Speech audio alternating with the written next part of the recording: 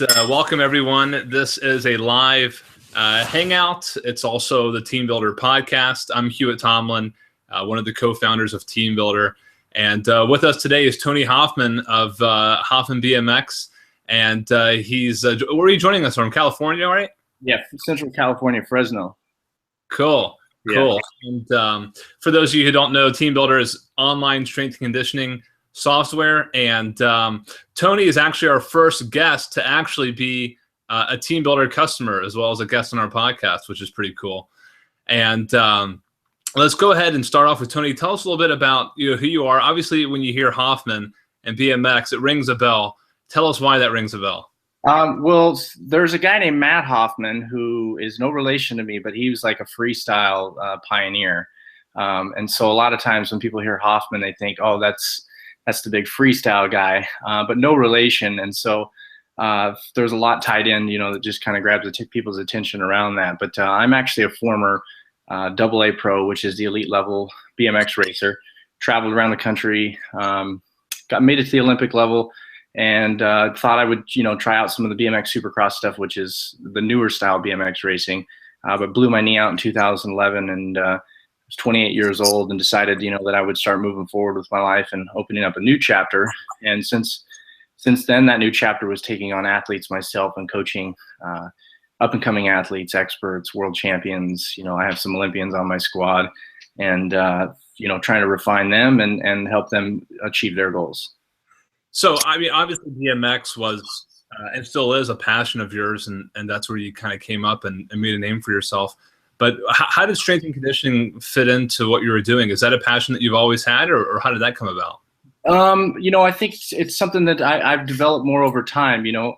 I'm a really data-driven kind of person, and for BMX racing, we really don't have text that says, this is a tried and true formula that works for BMX racing. Our sport is very different. So we have text for track and field. We have text for football players. We have text for velodrome athletes that are in cycling.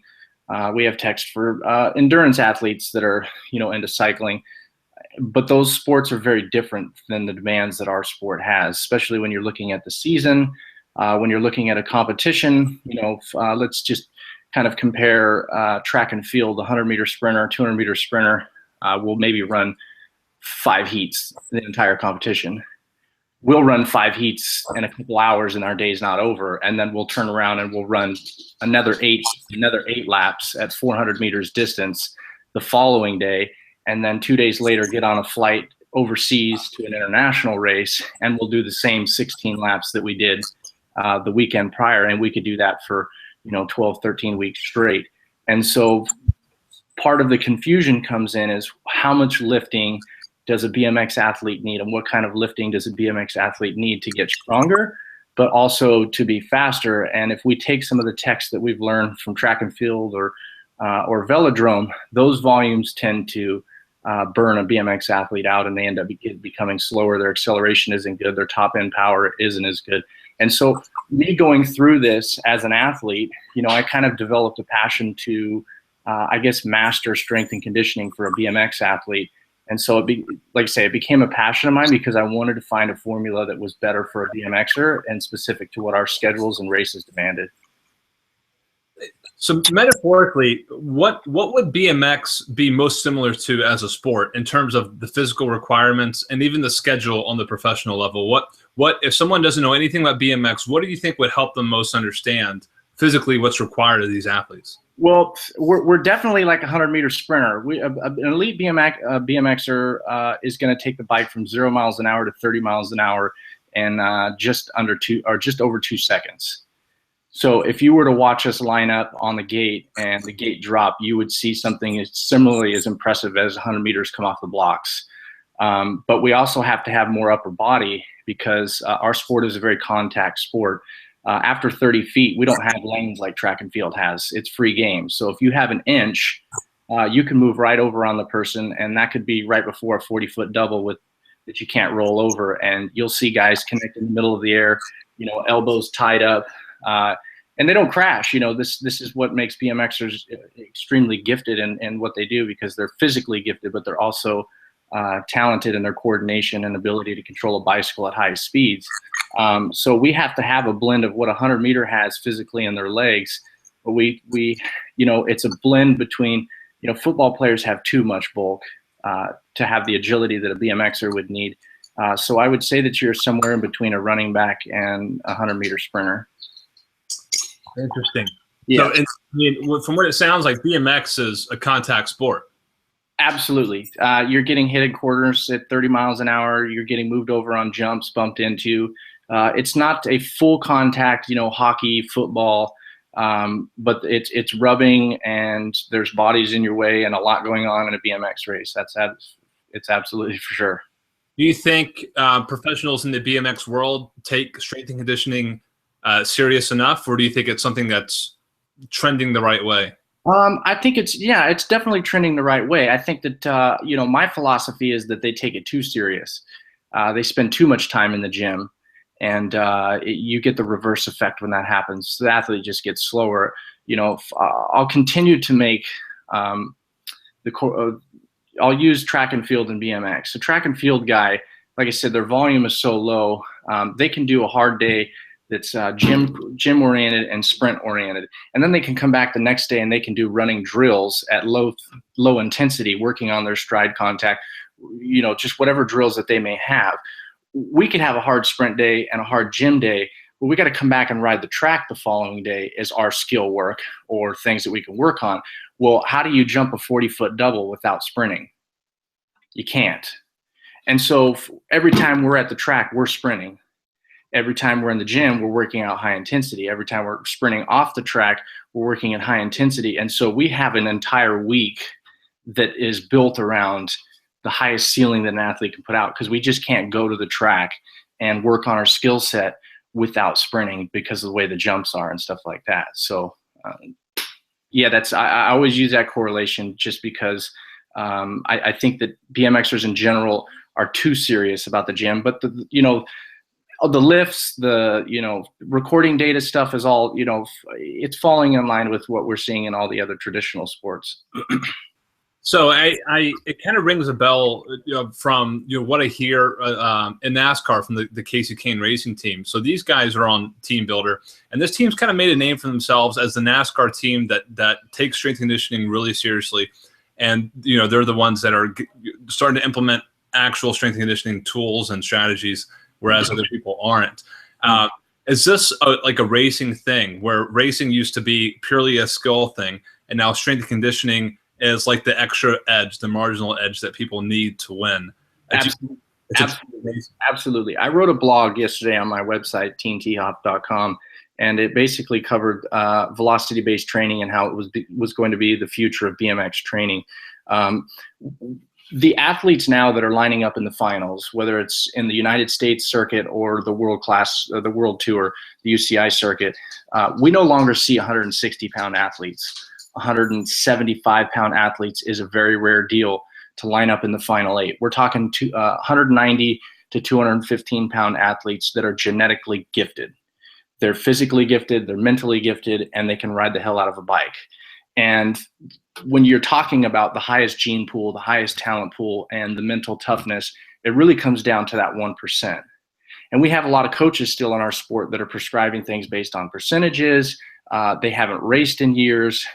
They're using formulas that they used 10 years ago with athletes that was successful. And so I think that, as we move forward towards a more data-driven approach or prescribing things that the athlete needs, is those strength and conditioning formulas that coaches come up with are definitely going to make a difference at the end of the day, because it's coming down to 1% now. You can tell that these, what we consider peripheral sports to what in the U.S. is the big three: football, basketball, and baseball, and arguably soccer and hockey. These sports are starting to find those genetically gifted athletes, whereas before you had maybe hot spots, certain areas that produce these athletes. Is BMX becoming the sport that is becoming far enough reaching to where the competitiveness is based on the sheer amount of people working at it, competing at it, and finding their way to the top? It is, but it isn't. Most people, and I'm sure you would know, you just hear BMX racing. A lot of people have never seen a BMX race, wouldn't know what it even looks like at the world class level. But you're talking about 30, 40 guys at the most that travel the circuit in the United States. A healthy contract in BMX is $60,000 a year, which doesn't touch anything in the big three sports. And so with that, we have athletes from all over the world, the best. The dream is to come to the United States because you can get paid 60 grand. Some athletes can make 400,000 a year if they're at the top for, they're in that, Kobe Bryant stage where they just seem to be unstoppable. But that's what makes it so hard is you only get the best who come here and race here. And so you've got 40 guys. And now, 25 of them are the best from France. They're the best from Australia. They're the best from South America. They're the best from the United States. And so it really makes the competition extremely tough, not because there's a lot, but because the best are all culminating in the same spot. I lost you. Oh, there we are. Are you there? Yeah. Did you lose me? I lost you. Yeah, we had a little bit of a freeze, and okay. When you live stream, that's what happens. But this is kind of a gritty, raw podcast, so we can do that. Okay. So I'll start over. So our sport, a good healthy contract is $60,000 for a pro. We're a niche sport. You got 30 or 40 guys that are traveling the circuit here in the United States. So it's not necessarily how many guys that we have that make it tough. It's tough because the best guy from France lives in the United States. The best guy from Australia lives in the United States. You've got the best guys from South America living in the United States. You've got all of this foreign talent that come here because they can make a living doing what they do, and it mixes in with our talent pool. And so it's like you've got 40 top of the top. It's like a bowl game every week. It's like all-star weekend every single weekend competing against each other. Week after week. We just don't have a lot of people to thin it out and make it a little bit easier. Now, that's not to say that there isn't a ton of talent around the world, but we generally only see that talent come together on the world circuit.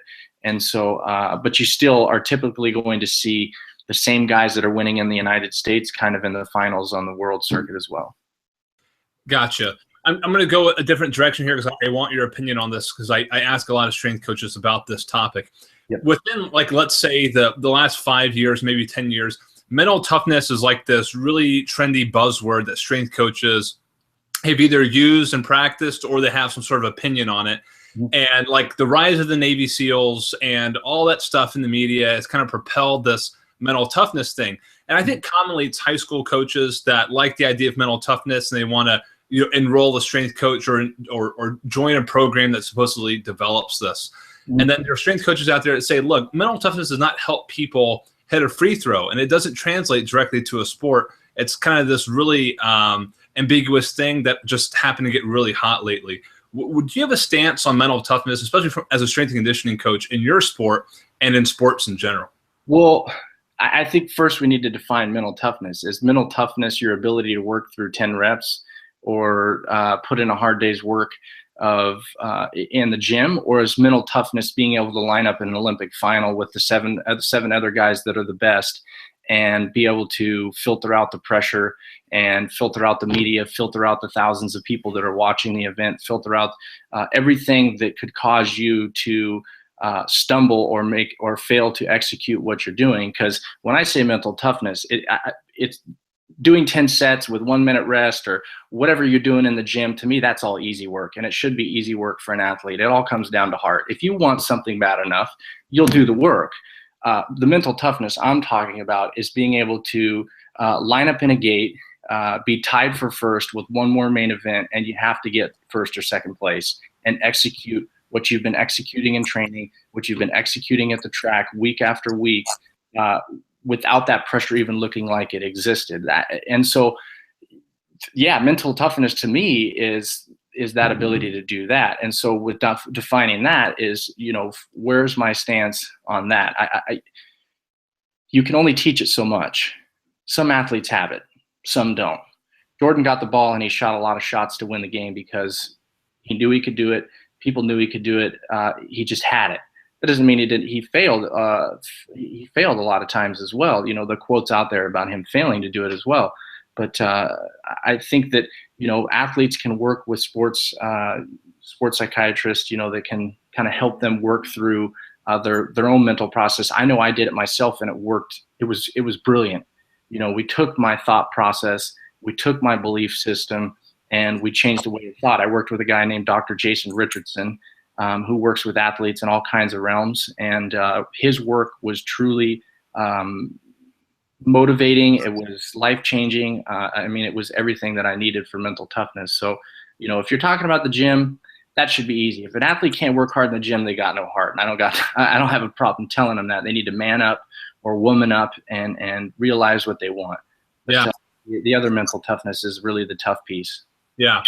So to a degree, it can be taught, but it's more of a psychology than it is science, is what I'm hearing. Maybe Right. Where strength coaches shouldn't make a claim that, my athletes on the court perform mentally well because of what we do in the weight room. Perhaps it's... I won't buy that. I won't buy that if that's completely anecdotal, and it's something that they sell to make their own program sound better, but it's a pipe dream. Come on, man. What you do in the gym doesn't what's done in the gym unlocks potential for performance in the field. That's it. It doesn't equal results. It doesn't create results. The athlete has to perform on the field, and what they're doing in the gym is not what's creating that. It helps unlock the potential for that to be created. It's up to the athlete themselves to create it. Yeah.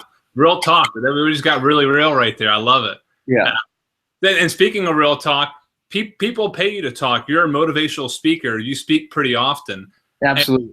And can you tell me, speaking is not easy because you have to travel a little bit. You kind of have to, put a lot of effort just to go and maybe give 30 minutes or an hour. What motivated you to start speaking, and who do you speak to and what do you talk about? So I have a very interesting life story. I was actually a BMX athlete from 12 to my senior year in high school. I was ranked, had endorsements, flew around the country, was on the cover of a magazine.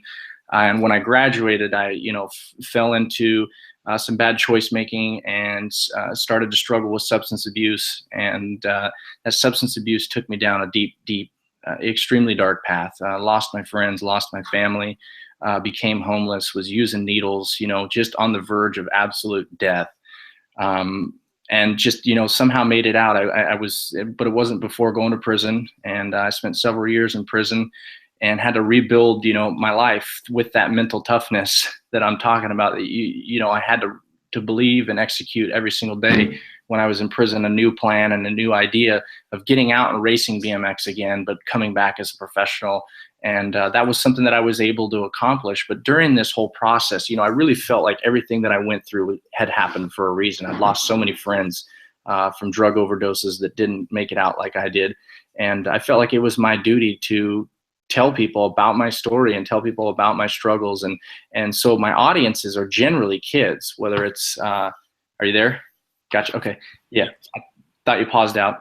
Oh, no. My audience is generally kids, whether it's, elementary schools on a very light level where I talk a little bit more about BMX and staying away from drugs, or whether it's getting into the intermediate level and talking about, believing in yourself, following your dreams, choosing friends wisely and staying away from drugs, or if it's the absolute hardcore story at the high school, the university level where I talk to sports teams, or I've done government jobs and gone in and spoke to for the government of New Jersey at an opiate summit where they have a huge problem with heroin and prescription painkillers, and I tell my life story the way it was, exactly the way I went through it, the choices that I was making and the consequences that came with it.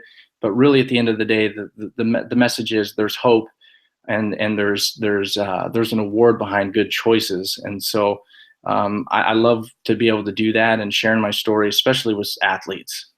Being an athlete that had everything they needed to be successful. I mean, we see it in NFL, we see it in baseball, we see it in basketball. These athletes that have everything in their hands, and yet one dumb choice changes the entire landscape, and I love being able to go in and talk to kids and say, don't make that choice. It's not worth it. Take it from me that it's not worth it. Yeah, I came back and I raced BMX, but I probably should have been at the Olympics in 2008. I should have been a medalist in 2008. I was a gift at racing my bike. I was ahead of my time for the amount of time that I've been on a bike, and I lost all of that because of one choice that I made. So public speaking has been a big passion of mine outside of my coaching.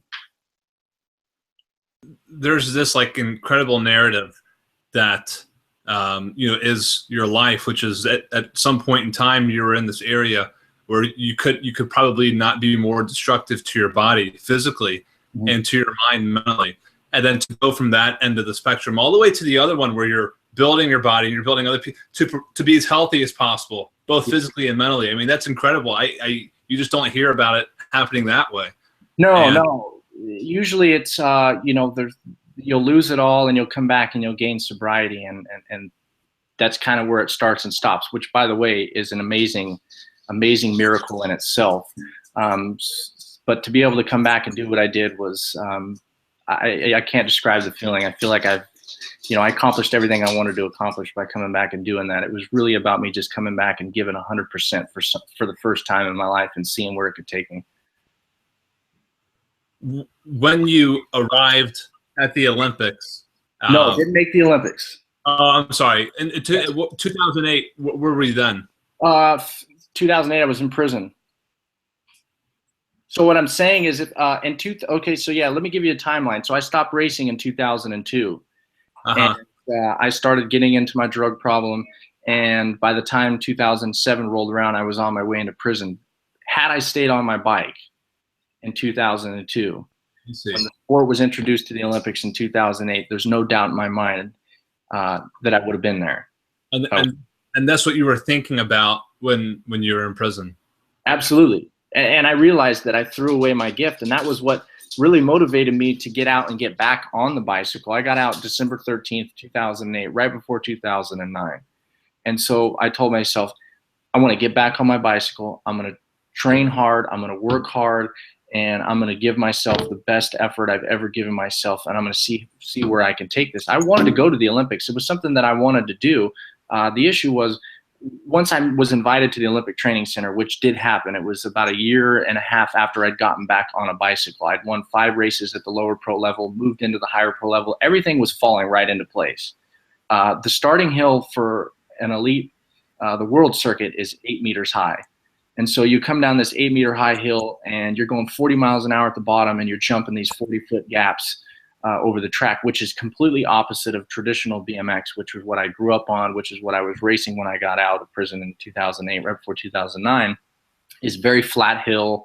A lot of jumps can be rolled with certain BMX techniques. You didn't have to jump them all. And so there was this adaptation period that I was going to have to go through to learn the hill. And I didn't have open access to the Olympic Training Center at that time. I was just invited to a camp. They wanted me to actually commit to 3 World Cup races around the world, which were $5,000 a piece. And it was just before they would open up the center. And it was just like, man, this is like a big commitment for something that we don't even know is sure. And I just wasn't super comfortable with that kind of racing. And so I shifted my goals to, okay, I want to be top 10 in the United States. And so I started making main events at the elite level. But that first year I blew out my ACL, and that was kind of when things started to shift. So. Physically, what was it like going from the state of being where you were, going into prison, and then coming out and having to rebuild yourself to be a competitive world? Well, it actually started in prison. I worked out every single day. Wow. But to give you an idea of where I started at, I weigh 175 pounds right now, healthy. This is kind of the weight I'm at right now is what I raced at for when I got out at 25 years old. I raced at 175 pounds. I was 140 pounds the first day I hit the yard to work out, and I couldn't do one pull-up. It was literally shaking. My body was so beat, like I couldn't even get halfway up the pull-up bar, and I felt like such a wuss, because I remember being a young kid, just, active and strong, and, just have always been gifted with power. But by the time I left prison, man, I could bang 20 pull-ups out slow 20 pull-ups, all the way up, all the way down. I was running sprints in prison. I was doing plyometrics in prison. I was completely working out to 100% in preparation that I was going to get out and start racing. And so the transition was a little bit easier because I had 2 years of working out, running, cardio, plyometrics. I had a lot of that built. So then when I got into the gym, it was just kind of adapting to the strength and conditioning portion, because you don't get weights in California prisons. You just get, pull-up bars and dip bars and sit-up machines and stuff like that. And you can create stuff for curls and such. So it was just the adaptation of me getting out and getting into the gym. And then I got with some coaches that were real data-driven and had, power meters on my bicycle. And then, we found out that I was a super gift when it came to, my power to weight ratio. I mean, and so it was like, it all kind of just crazily came together, I believe it was exactly the way it was supposed to be. Man, that's so incredible. You could package the prison program and sell it online. I mean, getting out 20 slow pull-ups, like, I want to get into that. Yeah, I guess you'd have to, have the will to do it every day. That's crazy. Yeah. It was. It's been so far now. It's been quite a few years. It seems so distant, but I try to remind myself of where I've come to continue to stay on the path that I'm on. So, and it's great. But your adversity, man, this is something that I don't think a lot of people in the strength and conditioning community have ever actually been a part of. So it's just really incredible story. I think it's one of the biggest reasons that I enjoy helping athletes, because it's not really, gym numbers and that. It's look, we got a small window that the universe is going to give you to do this. And I've experienced a lot of things in life, and I take that experience and I share that. I cover my athletes with that experience, and I think it really helps them because, I've had to push through things that other people may not have been able to push through. And so I can see where athletes are, at mentally, and there's a relationship between all experiences, especially struggle and competing with the same kind of struggles that I experienced in life. And I know ways that have worked for me to get through it, and I try and help them, get through it themselves. It's an incredible story, and this is such a unique narrative. I really appreciate you taking the time to come on our podcast and share this with us. Absolutely. Especially given the fact that, you do this professionally and you volunteer your time to help us out here at Team Builder and do this. Yeah. So Tony, thanks again. Anything you want to say last thing before we wrap up? Yeah. And you know what, I've had some great people, really, teach me a lot. My first coach, Jason Simon, was really data driven, and Carl Valley's a mentor of mine, and Carl's really well known around the strength and conditioning and sports science world. And, I just try to give those people thanks, and, anybody else that's, putting material out there online and sharing their knowledge. I'm really appreciative of that, because, it helps me grow as a coach, and it's helping thousands of other people grow as a coach. And, just keep pushing forward and trying to get better every day. That's what I do, and it helps. That's awesome. Again, Tony, we appreciate your time. Thanks for coming on here. And we'll be seeing a lot of Tony as he helps us out and contributes here and there. And Tony, why don't you tell people where they can go if they want to find out more about you? Do you have a website? Yeah, absolutely. teamthoff.com. Also, I have my speaking site, which is tonyhoffmanspeaking.com, if you're interested more about my story. And I have social media, Facebook and Instagram. It's Tony M. Hoffman. Would love to welcome anybody on board with my social media crew. But reach out if you guys want to know more about what I'm doing and ideas. I'm more than willing to share. Awesome. And again, Tony's out in California, so it's mid-morning there. You're just getting started on your day, I'm sure. Yeah, it's my rest day, so I'm just chilling out. Awesome. And I heard your dog walking around back there. You a dog guy? 3 of them. I got 3 pit bulls. Dogs. Wow. Yeah. The sign says my dog is my heart, but you have 3 dogs. You have all 3 dogs are collectively your heart. Yes, exactly. They're all me and my fiance love our dogs. Awesome. Good. Yeah. Well, December 23rd to tomorrow's Christmas Eve, and then we have Christmas after that. So, Tony, happy holidays to you. Merry Christmas, man. Yeah, Merry Christmas to everybody out there, and you too. Enjoy it. All right. Talk to you later, guys. Yep. Take care. See ya.